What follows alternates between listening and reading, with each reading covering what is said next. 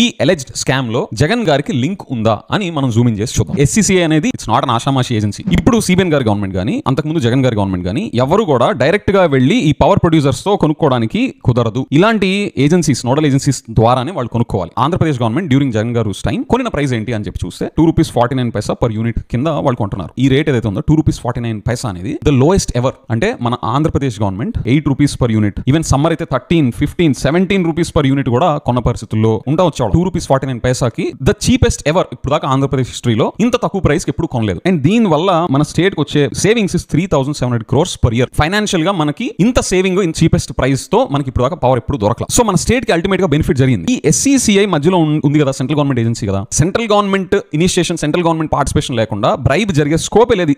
మీకు ఈ స్కీమా గనక అర్థమై ఉండే. అసలు ఈ SCCI ని US అఫీషియల్స్ ఆడిట్ చేయించండి. అండ్ వాళ్ళు వచ్చి ఆడిట్ చేయడానికి ఒక కండిషన్ ఏం పెట్టాలి అంటే, ఈ ఎలెజ్డ్ స్కామ్ లో జగన్ గారికి